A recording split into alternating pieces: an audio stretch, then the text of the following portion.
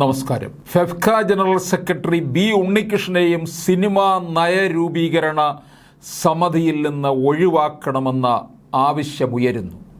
തൊഴിൽ നിഷേധവും വിലക്കും നടത്തിയതിന് competition commission ശിക്ഷിച്ച ഉണ്ണികൃഷ്ണനെ നയരൂപീകരണ സമിതിയിൽ നിന്ന് ഒഴിവാക്കണമെന്നാവശ്യപ്പെട്ടാണ് സംവിധായകൻ വിനയൻ മുഖ്യമന്ത്രിക്ക് പരാതി നൽകിയിരിക്കുന്നത്. ലൈംഗിക പീഡന ആരോപണങ്ങൾ നേരിടുന്ന മുകേഷ് MLA സിനിമാ നയരൂപീകരണ സമിതിയിൽ നിന്ന് ഒഴിവാക്കണമെന്ന ആവശ്യത്തിന് പിന്നാലെയാണ് ഫെഫ്ക ട്രേഡ് യൂണിയനെ നയിക്കുന്ന സംവിധായകൻ കൂടിയായ ബി ഉണ്ണികൃഷ്ണനെയും നീക്കണമെന്ന ആവശ്യം ഉയരുന്നത്. CPM നേതൃത്വവുമായും മുഖ്യമന്ത്രി പിണറായി വിജയനുമായി ഏറെ അടുപ്പം പുലർത്തുന്ന വ്യക്തിയാണ് ബി ഉണ്ണികൃഷ്ണൻ. സിനിമാ രംഗത്തെ വനിതകൾ നേരിടുന്ന പ്രശ്നങ്ങൾ പഠിച്ച ജസ്റ്റിസ് ഹേമ കമ്മിറ്റി റിപ്പോർട്ടിൽ തൊഴിൽ നിഷേധവുമായും രഹസ്യവിലക്കുമായും ബന്ധപ്പെട്ട പ്രശ്നങ്ങൾ പരാമർശിക്കുന്ന ഭാഗങ്ങൾ ചൂണ്ടിക്കാട്ടിക്കൊണ്ടാണ് സംവിധായകൻ വിനയൻ മുഖ്യമന്ത്രിക്ക് പരാതി നൽകിയിരിക്കുന്നത്.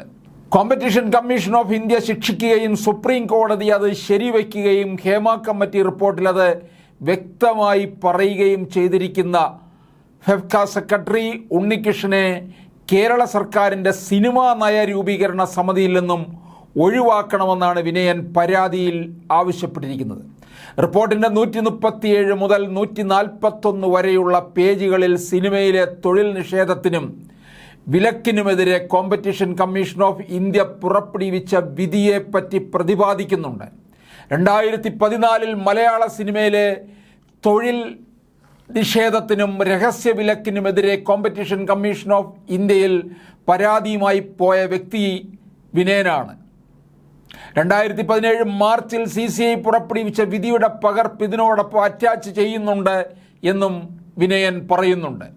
ഈ വിധി അനുസരിച്ച് കോമ്പറ്റീഷൻ ആക്ടിൻ്റെ സെക്ഷൻ 3 പ്രകാരം അമ്മ സംഘടനയ്ക്ക് 4,65,000 രൂപയും ഫെഫ്ക സംഘടനയ്ക്ക് 85,594 രൂപയും പെനാൽറ്റി അടിച്ചിട്ടുള്ളതാണ്.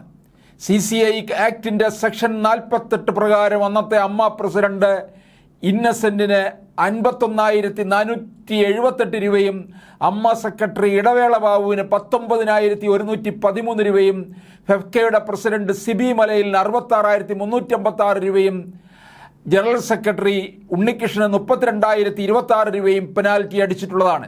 ഇതിനെതിരെ ഈ സംഘടനകളും വ്യക്തികളും ബഹുമാനപ്പെട്ട സുപ്രീം കോടതിയിൽ അപ്പീൽ കൊടുക്കുകയും ബഹുമാനപ്പെട്ട ജസ്റ്റിസ് നരിമാന്റെ നേതൃത്വത്തിലുള്ള 3-അംഗ ബെഞ്ച് 2020 സെപ്റ്റംബർ 28 അപ്പീൽ തള്ളിക്കൊണ്ട് പെനാൽറ്റി നൽകിയ ശിക്ഷ ശരിവയ്ക്കുകയും ചെയ്തിട്ടുള്ളതാണ്.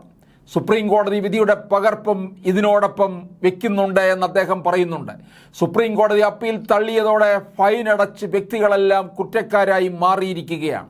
എന്നാൽ സെക്രട്ടറി ബി ഉണ്ണികൃഷ്ണനെ ഷാജി N കരുൺ അധ്യക്ഷനായുള്ള സംസ്ഥാന സർക്കാരിൻ്റെ സിനിമാ നയരൂപീകരണ സമിതിയിൽ അംഗമായി നിയമിച്ചിരിക്കുന്നു എന്ന് 2023 സാംസ്കാരിക മന്ത്രി 15ാം നിയമസഭയിൽ IC ബാലകൃഷ്ണൻ കൊടുത്ത മറുപടിയിലൂടെ മനസ്സിലാക്കുന്നുണ്ട്.